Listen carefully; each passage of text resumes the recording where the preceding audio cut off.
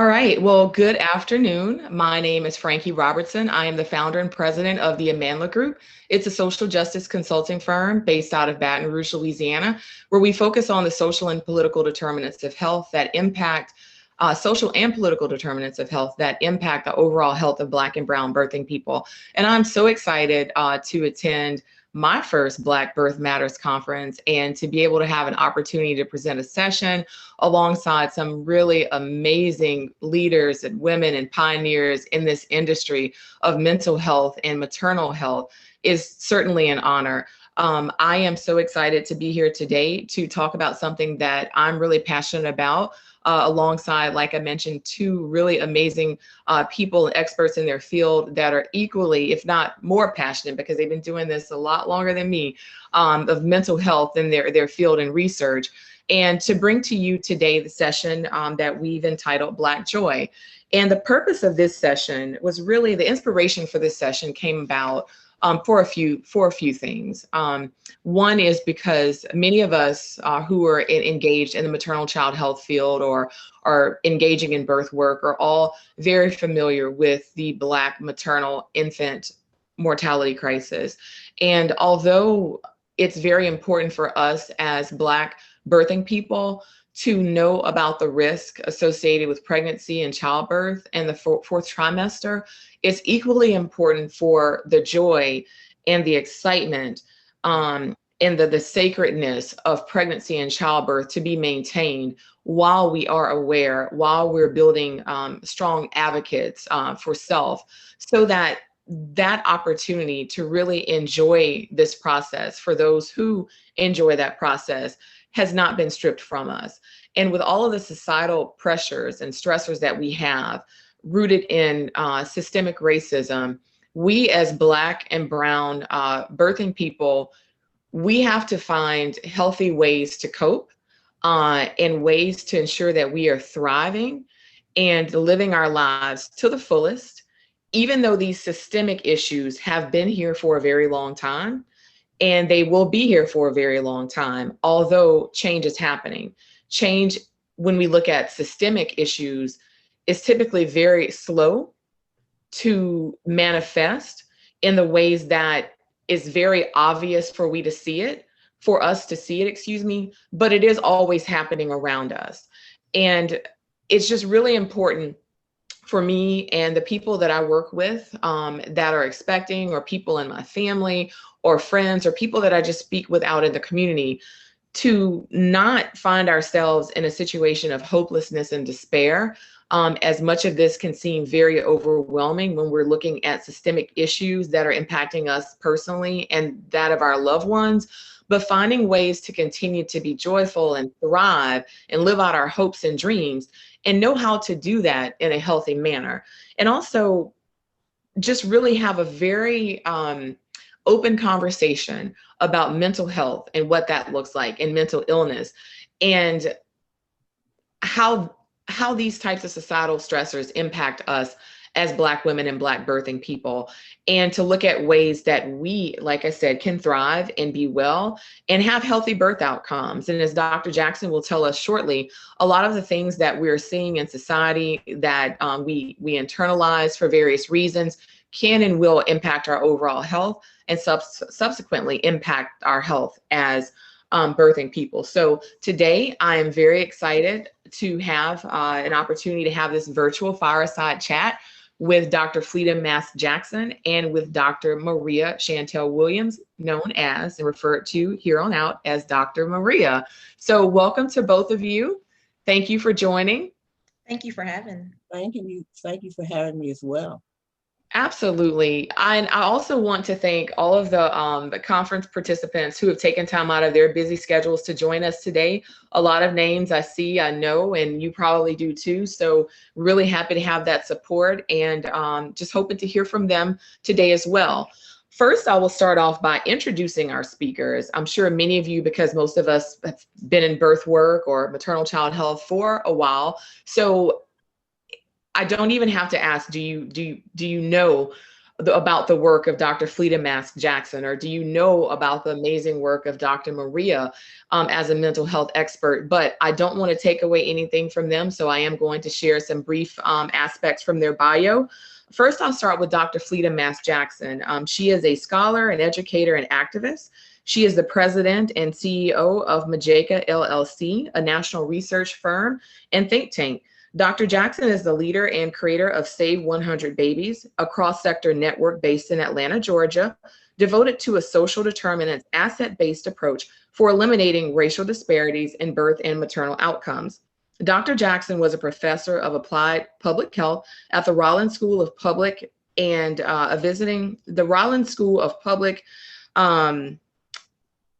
and a visiting scholar in the psychology department at Spelman College.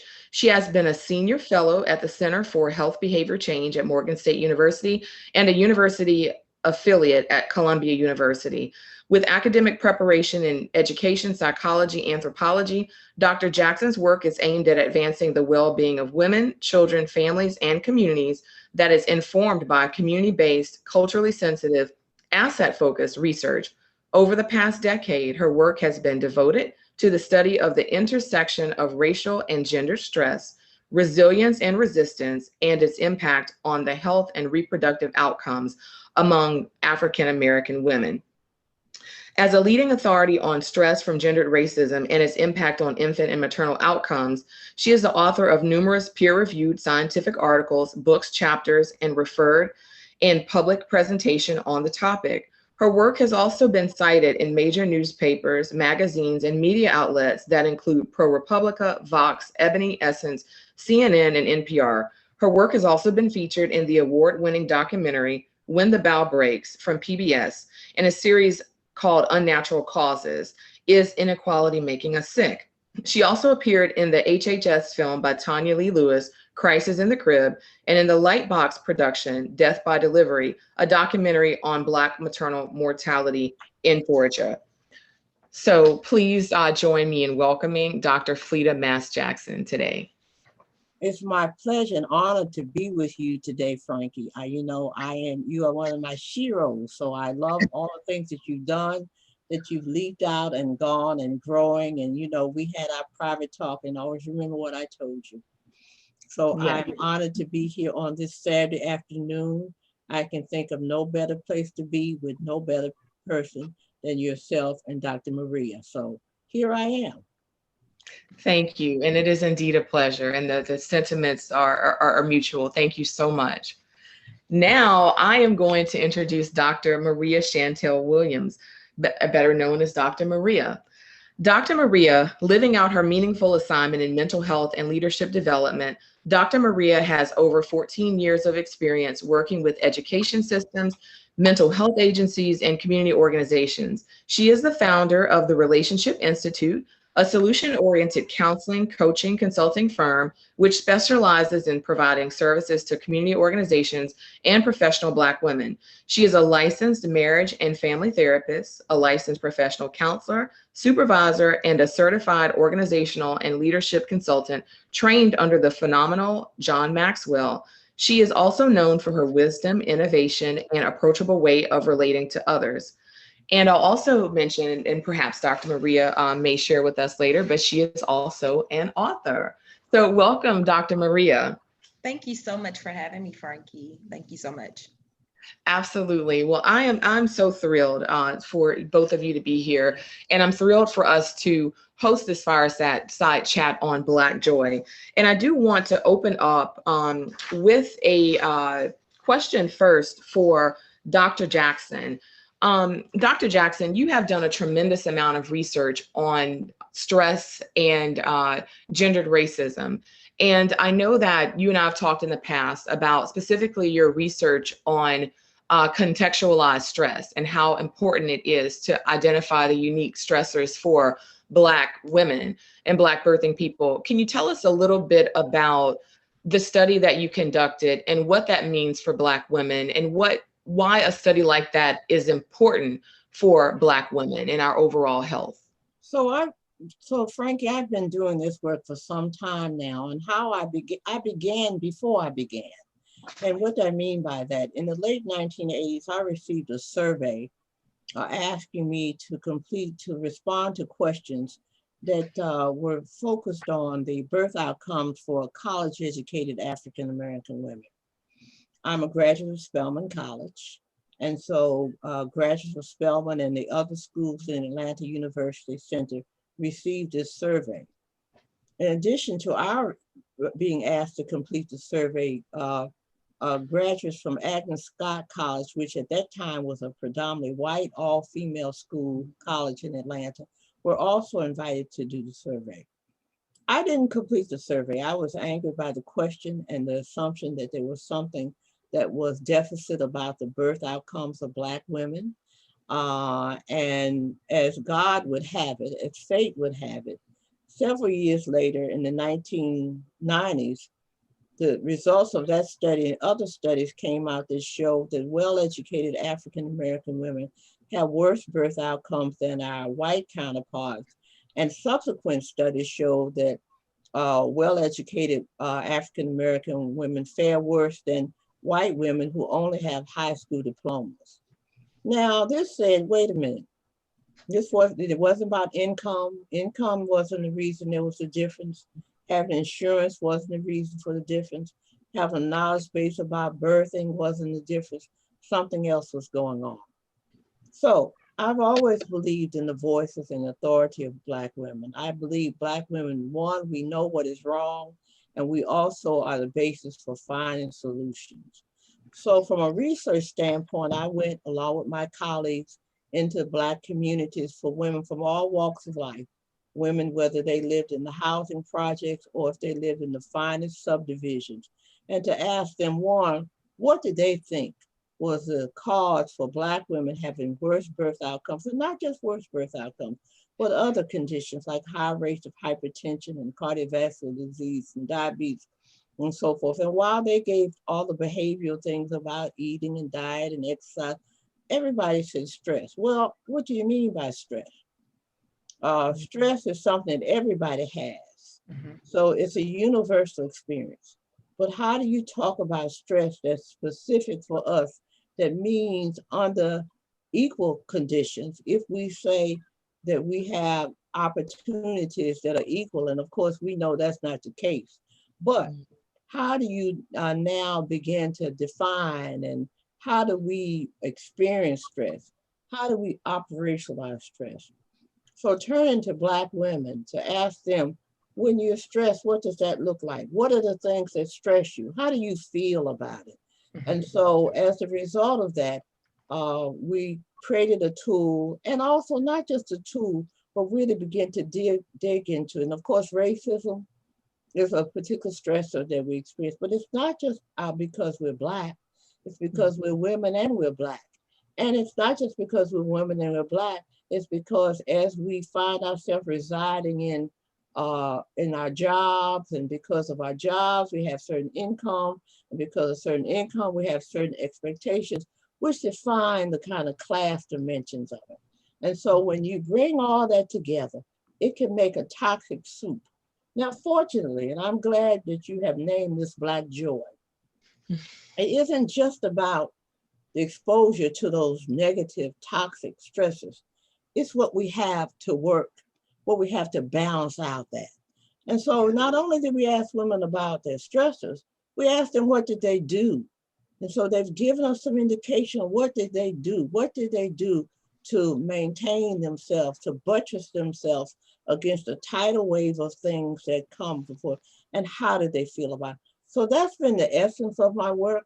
And we're looking now more at what are the things from spirituality to relationships, to history and culture, to any other kind of self-care things that are really a way, the antidote of sorts to those stresses that we encounter, both experience directly or vicariously, because we don't just, it's not just what we experience, because we are identifying with, as Black women, as Black individuals, as Black people, just because we identify beyond ourselves, we are part of a collective.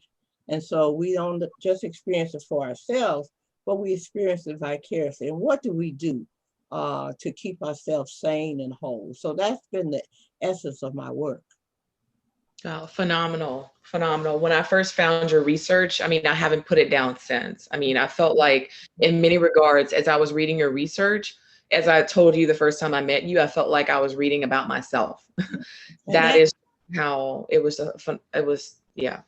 And that's good for me and my colleagues to hear, because it's unfortunately, while we did this research the late 1990s and kept going on, you're another generation. So for you of another generation to say you're seeing yourself, and then the women in the late 1990s and the early 200s or 2000s saw themselves, this lets us know that this is something that has happened across generations, and it is something that we have had to deal with, but it is something that we have to work real hard to break. And so thank you so much for lifting up the progress that we've made. Having seen this over 20 years, honestly, this is an exciting time, despite not moving the numbers where we would want them to be. But it's still an exciting time because there's so many movers and actors and things that are happening that I think are moving us in a direction. And I think people have gotten more bolder and just tired of being in the same situation. So thank you for bringing up joy, and thank you for lifting up the times that we're in now with so much great activity, with so many things happen from the birth workers who are on this call today.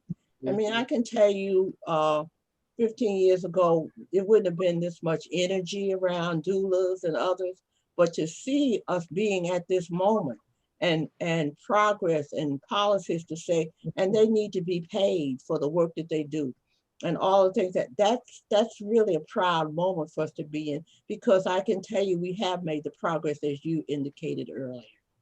Absolutely. And thankful for researchers and experts like you who have paved the way and are still doing the work. And just thank you for this progress that we are seeing. I want to ask you another question, and then am going to pose some questions to Dr. Maria, and also to everyone who is a part of the audience. As you have questions or comments, drop them in the chat. I'm going to be monitoring that. So we'll have a quick question and answer period at the end. But if there's something that we should lift up while we're talking, this is a fireside chat. So it's informal. So we will definitely reference that. But I want to ask you another question, Dr. Jackson, and we'll get into the specifics of what you heard Black women talk about when I share an excerpt from your testimony with the Congressional House Ways and Means Committee. But I do want to ask you if you can just briefly explain the physiology behind what you studied. How can chronic stress and anxiety impact our mental and physical health? And then how it then impacts birth outcomes. Okay, so what we know is that stress, and I define stress, I operationalize stress as where we have an imbalance between the exposure and the resources, which create responses. And if they're not mitigated, they can not only affect us physically, but emotionally as well.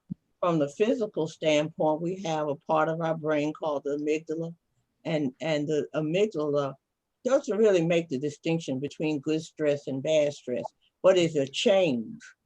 And that change creates physiological responses. And I won't go through a lot of detail on this, but it does create physiological responses that affect the immune system, that affect the vascular system, and affect the hormonal system.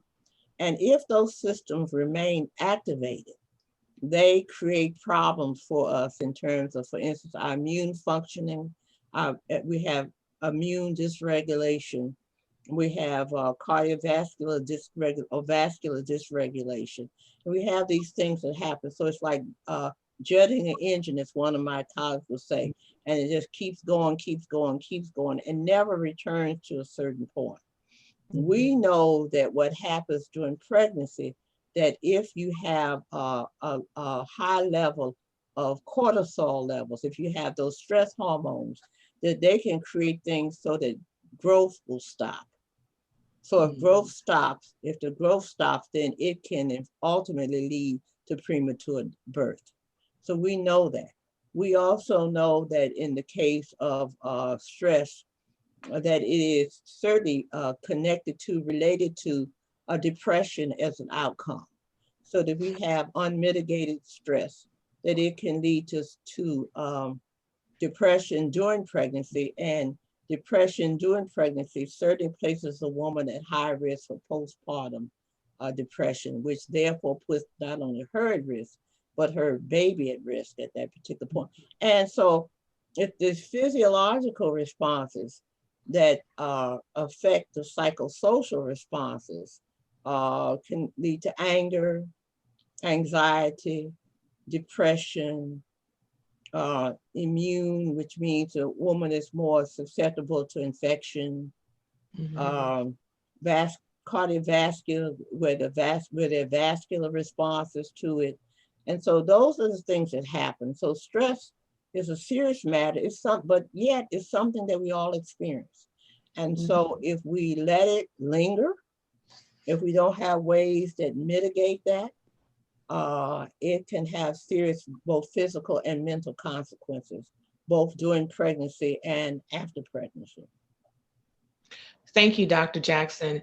And now I want to share briefly an excerpt from the letter that I mentioned. And then next, Dr. Maria, I want to ask you, well, what do we do? What do we do to, we're going to talk about the joy side of this. If we're dealing with the things that we're talking about right now, as our mental health expert, what can we do to balance this, like Dr. Jackson just said? So I want to share an excerpt of a letter that you addressed to the members of the Congressional House Ways and Means Committee back in 2018, I believe, and you outlined many of the stressors disproportionately impacting Black women.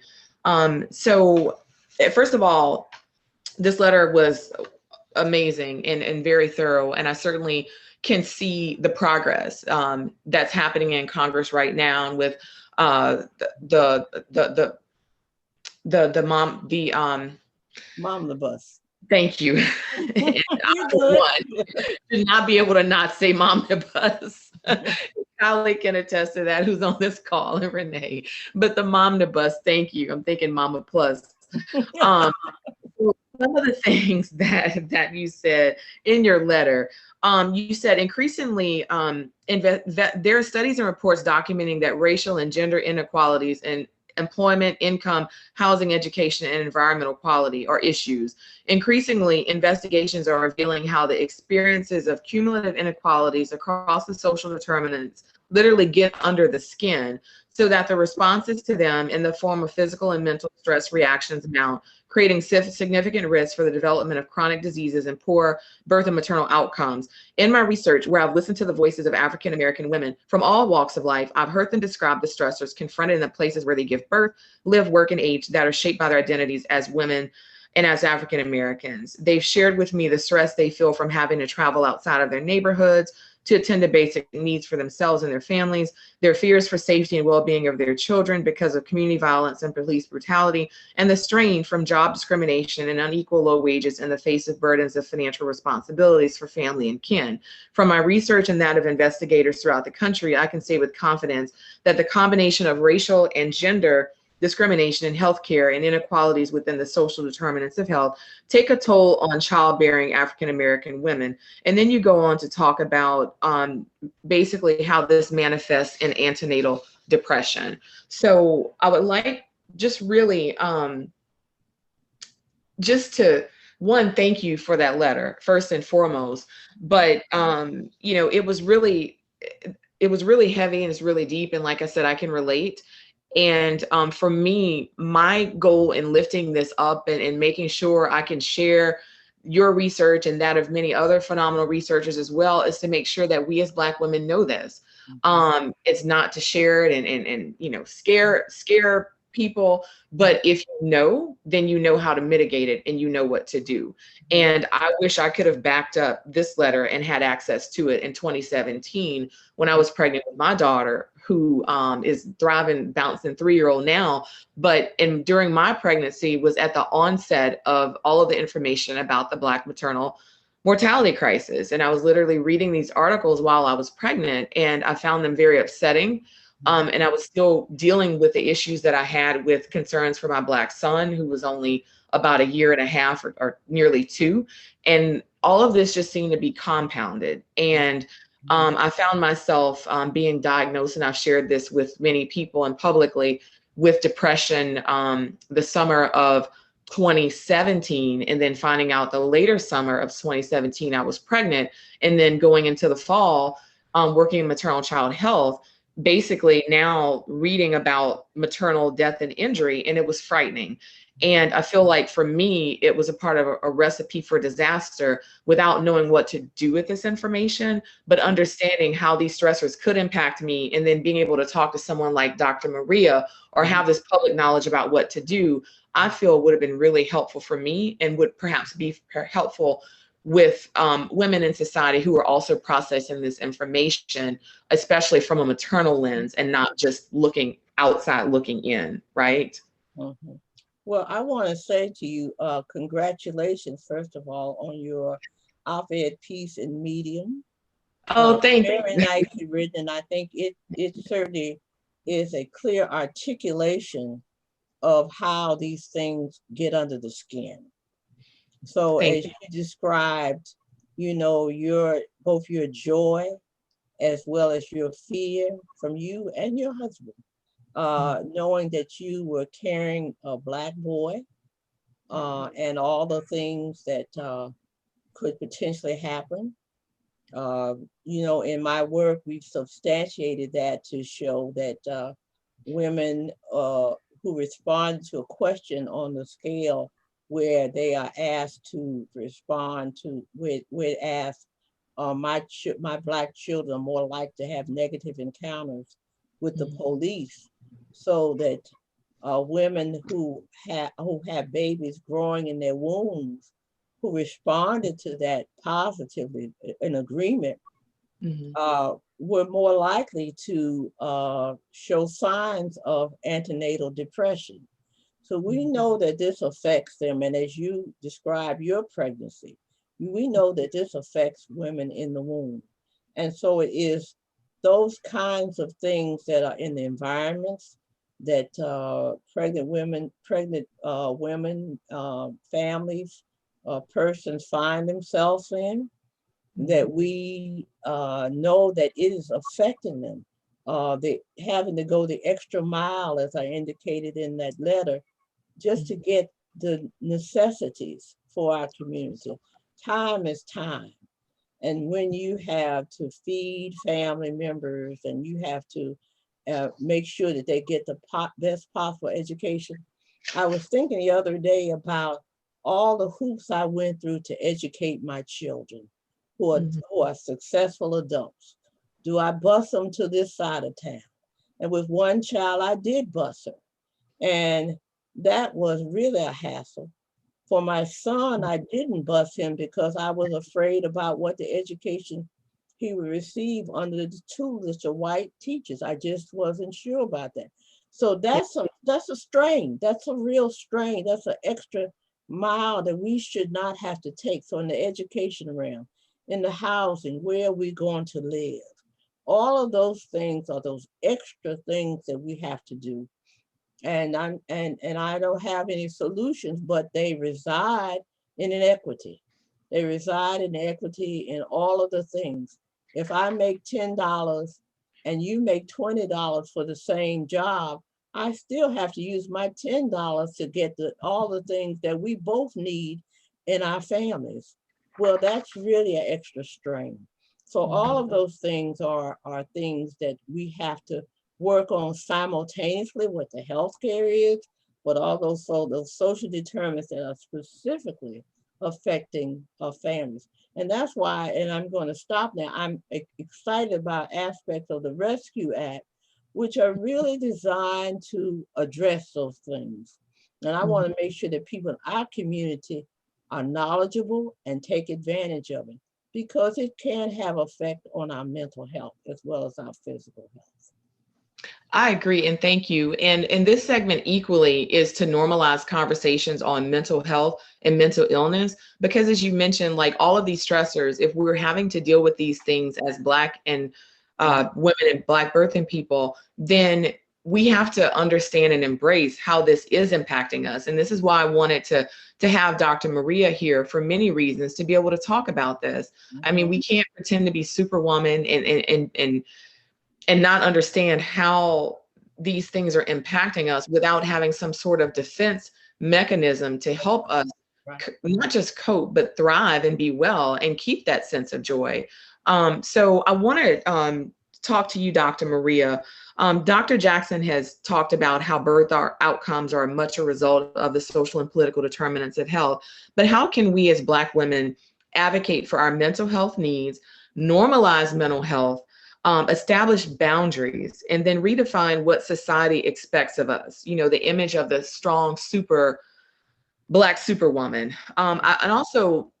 And I've said this before, I find that it's not just us. And when I say us, I don't want to generalize everybody, because I have friends who have long since figured out the me word and the no word, and I'm going to take care of me and pamper me. And at 44, I'm just realizing maybe that wasn't so bad. Maybe that wasn't being selfish. That was just taking care of yourself, you know? So I'm trying to be there, right?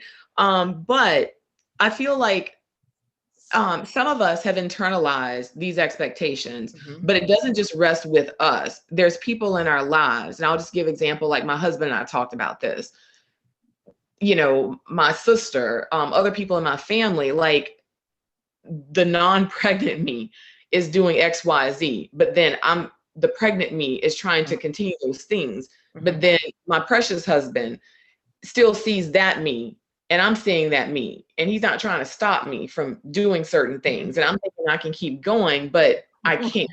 Like, how do we advocate for ourselves as Black women when not only we have these expectations for ourselves to be superhuman, but then our loved ones who are around us all the time, and they see that grind culture keep going, and they have the same expectations? Like, how do we get out of this?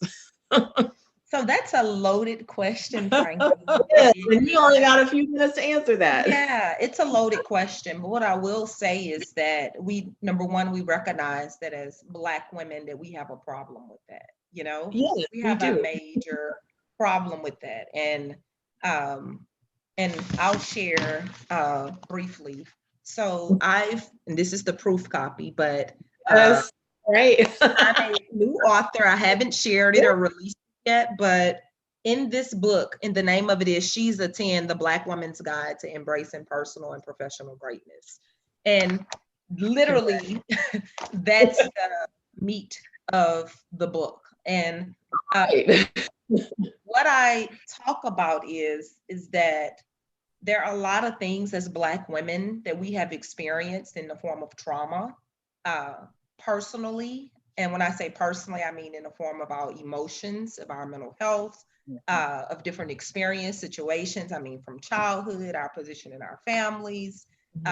So that's the personal aspect, but yet we've also experienced a lot of things professionally in terms of workplace environments. You know, discrimination, I mean, being treated unfairly, just a ton of different things that affect who we are. And we have learned to cope with those things, right? And so in the book, what I normalize is calling it what it is trauma.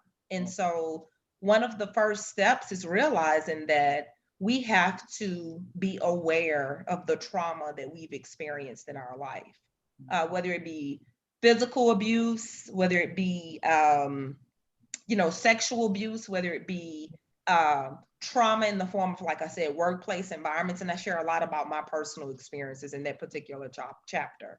But that's the first step, calling it what it is. So rather than me suppressing my uncomfortable experiences, you know what? I'm going to gain more insight about what I experienced as a woman of color. So I'm going to be honest. Rather than me thinking I have to be strong, I have to just keep pushing, I'm going to call it what it is. These are the areas in my life where personally I have experienced trauma, and then professionally I've experienced trauma. And so that's a great starting place because, like I said, a lot of Black women suppress, and we think you just have to be strong. You just have to keep it moving. And, personally, one thing I've discovered along my life, I thought that's what I had to do because that's what I saw the women in my family doing. I saw my mom, I saw my grandmother, I saw my aunts. They were always strong. They always managed our households. They always cooked like home cooked food. They always had multiple jobs and businesses outside of the home. And I didn't hear areas of vulnerability in their life. And so we have to recognize and call out our uncomfortable experiences for what they are. That's the first starting point. And once we do that, a second step is we have to realize that it's okay not to be okay. What do I mean by that? You know, we juggle multiple tasks, and in our head, we associate it with the sense of perfectionism, right? I have to do it just right. It is really okay if the clothes that you took out the dryer, if they sit on the couch for a couple of days. It will not be the end of the world. You know, the world will not end if those clothes are not folded, you know? And so we have to learn to realize and recognize, like, wow, okay, you know what? It's been a difficult week for me. I'm not going to try to do everything that I would normally do. I'm going to give myself grace. And that's the third step, really giving yourself grace. You know, we give everybody else around us grace, right? We give our kids grace. We give, you know, friends and family members grace. And a lot of times we forget to show that same grace to ourselves. And so, you know, really looking within and saying, you know what, it's been a tough week for me. You know, this is coming up. I know I usually struggle around this time of the year. So let me show myself grace. It's okay if I don't cook 3 home cooked meals this week. You know, if I can cook one meal and have leftovers for a day and then they eat sandwiches or they eat, you know, really giving ourselves grace. And I think that, Frankie, once we learn to display the same grace and insight internally towards ourselves, it's easier for the people around us to do the same. But first, it starts with self. And so self-care is a major component in that. And even in the book, I talk about how, for me, I've always been a go-getter. I've always been a strong person, like majority of us, right? Like, you know, Black women, that's what we do. But for me, I learned the essence of self-care when my sister passed. I was forced to learn what that looked like because I could no longer keep it together, right? And so I had to literally take better care of myself if I wanted to be effective in other roles of my life. And so self-care is a major part of that. For me, it was learning how to say no. If I didn't have the energy, if I didn't have the desire to do something, I had to learn to say, well, no, I'm going to opt out of that. I had to learn to set better boundaries with my family and my friends. They were accustomed to me giving, doing, and I had to learn how to set boundaries and consider my needs in the midst of everyone else's. So Well, yeah, like I said, it's a loaded question, but it first starts with us realizing we're doing too much and we have to do something different. Well, you answered that beautifully. I mean, yes, it was a loaded question, but I mean, your response is not lacking in anything. And I appreciate that. And I'm still taking notes for myself here and that daily work in progress. And one of the takeaways is that as I'm working on myself and trying to find that balance is I am trying to exhibit better for my children and take away my bad habits before my daughter picks them up or my son picks them up and he has expectations for if he has a partner one day and for her as a person, I'm trying to change that and break the cycle. You know, my mom and my grandmother had to do what they had to do to survive. I'm doing what I have to do to survive. I don't want my daughter doing things that she has to survive. I would hope that the debt that I've paid and that my mom and my grandmother have paid, that in honor of them and ourselves, that we can break that cycle and that it starts with her outside of me learning. Start with her not having to learn, that is. And I think that's amazing, Frankie, because like I said, a lot of us, we replicate what we see, you know, as children, we replicate what we see. And so a lot of us have been taught, you know, as Black women, this is my role. It's nothing that, you know, has verbally been said. We've learned from the actions of other women that have went before us. And so it's in your actions, you know, you showing yourself grace, your daughter not necessarily seeing mom trying to be perfect, you know. And one of the things I want to point out, you know, I do a lot of work with women of color who are in leadership positions, and so they have demanding professional obligations, and then they have demanding home environments. And so one thing, a pattern that I see, you know, in this group in terms of women of color is that anxiety is very high. And it's high because we internalize a lot, right? And so we internalize a lot, and we are always looking to try to do things perfectly, the sense of perfectionism. I have to have this done exactly right. I have to have, where did that come from? Who taught us that? You know? And so I think it's amazing, Frankie, that you're already saying, you know what, I'm going to break this cycle. And one thing I want to add is that a lot of times we think that we're teaching by what we say. No, you teach what you know, but you reproduce who you are. And so Wow. a lot of times in kids, your actions is what they're learning from, our actions. And so we have to be mindful of that in terms of breaking that cycle, making sure that our actions are showing that we're showing ourselves grace, that our actions are showing that we're implementing self-care. Our actions are showing that we're aware of our trauma, of our uncomfortable situations that we've experienced, and we're not suppressing it. Our actions have to show that. And thank you for that. I want to ask you one more question, Dr. Maria, before we just ask our audience for questions from the chat before we conclude our session.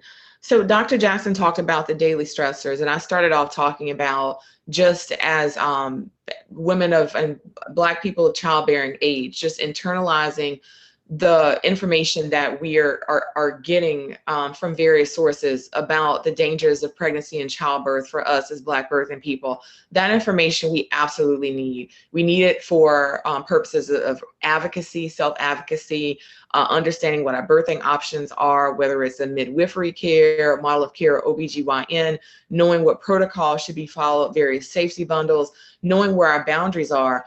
But there is a such thing as this information also getting under our skin, paralyzing us with fear when some of us may not even have chronic conditions that may complicate a pregnancy, or may have very good culturally competent care, or may be able to, you know, just have a low stress pregnancy. But seeing this, it can put you in overdrive and provide extra anxiety when you may not necessarily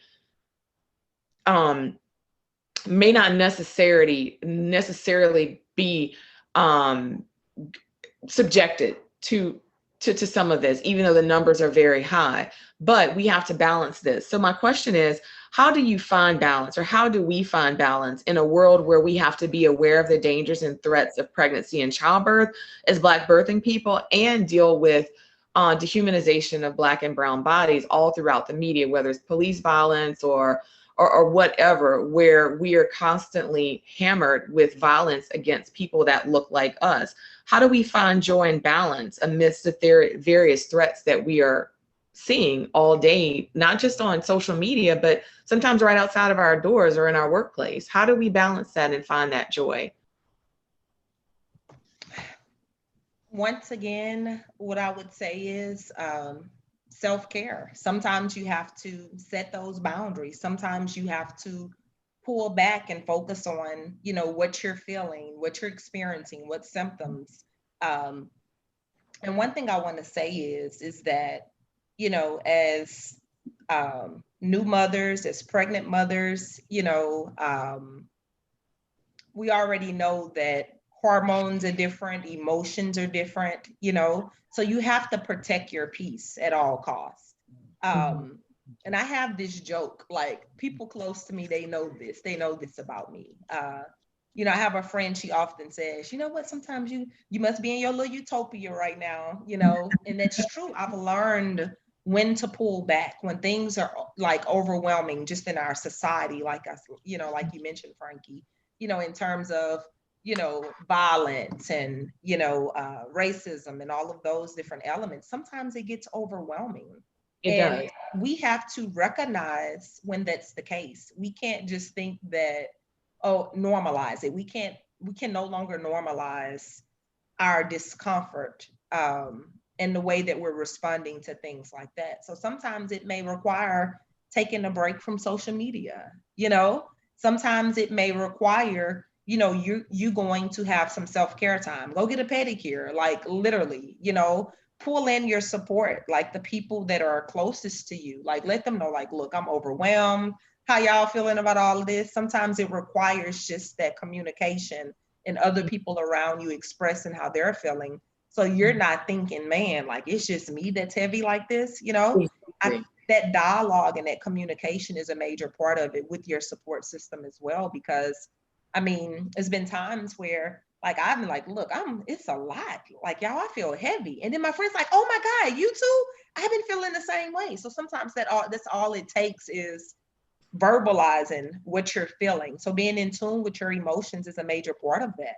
So you're not just carrying, heavy bags like the bag lady, and you have other people around you who are sensing and experiencing the same, but yet they haven't had the space to communicate that. So you may be the trailblazer to be the friend or the family member to ignite that conversation and say, you know what, I've been real heavy lately.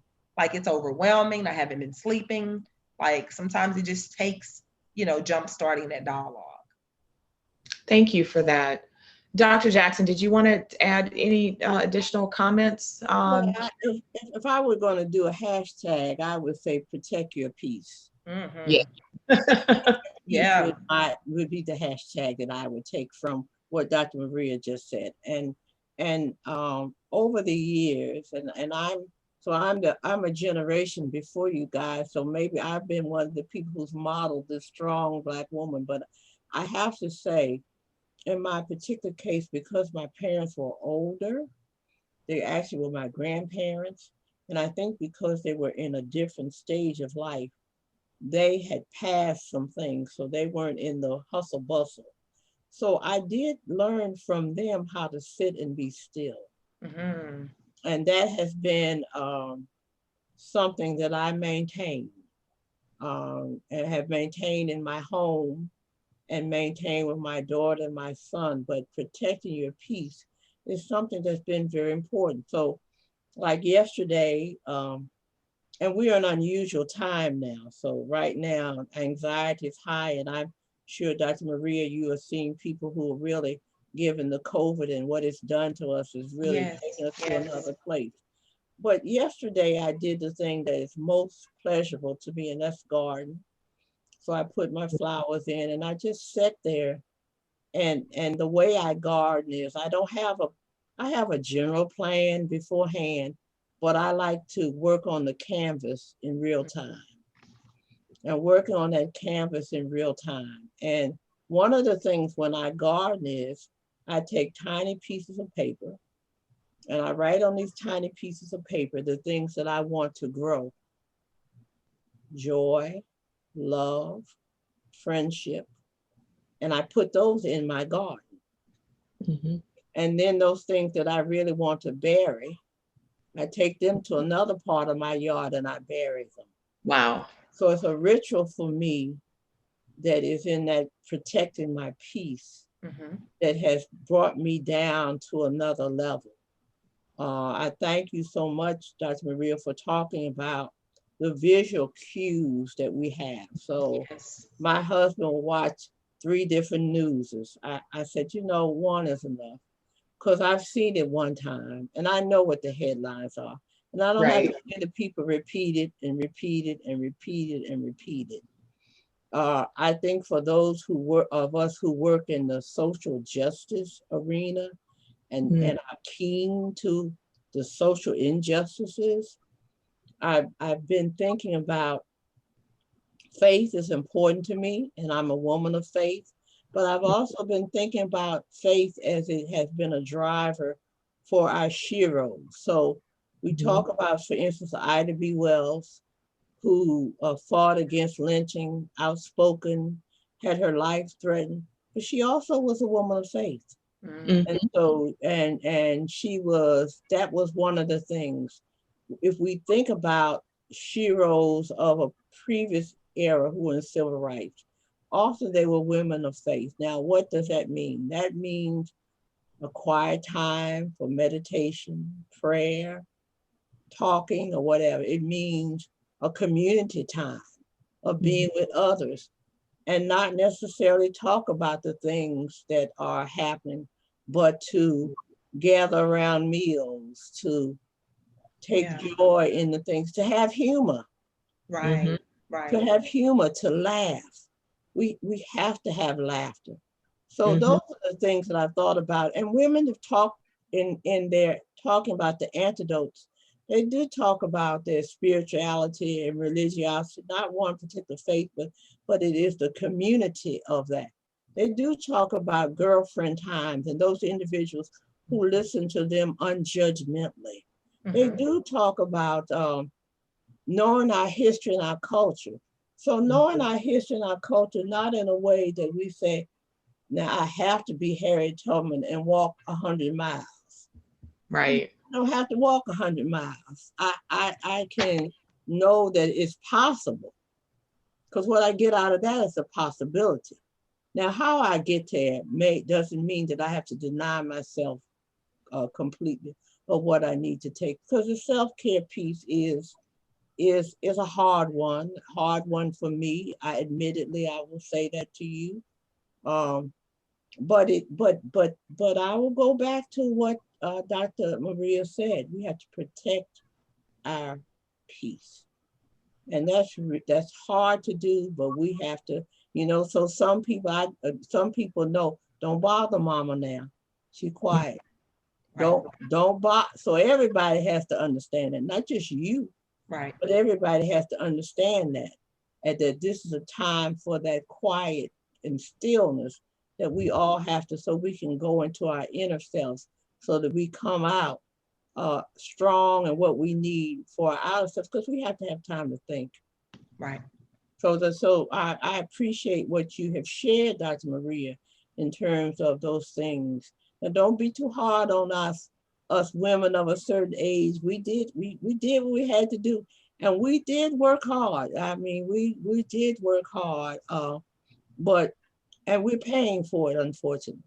We're paying for it in terms of a prematurity and death. We talk about babies and mothers, but if we talk about the lifespan and living longer lives and lives that are free from health problems, we're paying a price for the kind of constantly going and going and going. We're paying a price for it. So it's important that you young women have this really be conscious about it, be more conscientious about it, and not think of it as being selfish, but for you to be able to run the longer race. Right. And if I could add, I'm sorry, if I could add on to what she said, Frankie, what came to mind for me when Dr. Jackson was speaking was mindfulness.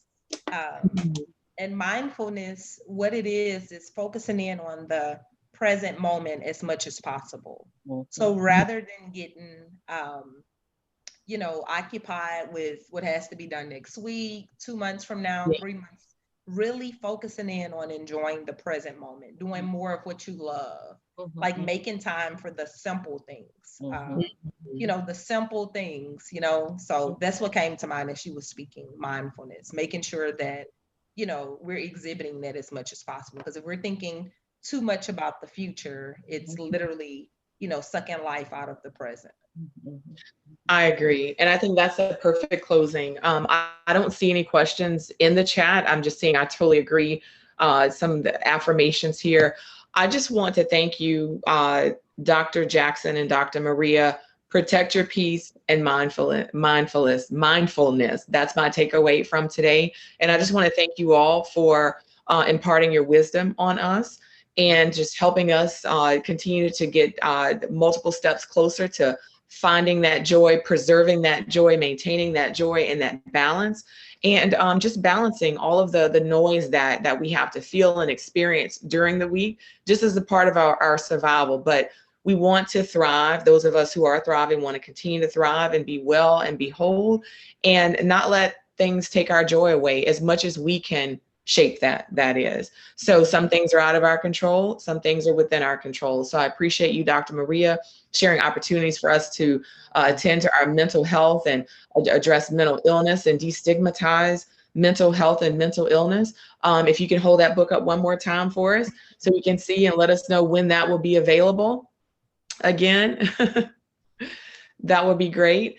And just want to thank you, Dr. Jackson. Looking forward to continued research that you have to be able to read it and lift it up and to learn from it. So thank you all, and thank you to everyone who has joined us today. Remember, again, mindfulness, protect your peace, and Black joy. We deserve it. We have it. We own it. And we will continue to balance it and get through. And I hope everyone has a great day, and I hope you enjoyed this session. So thank you for joining.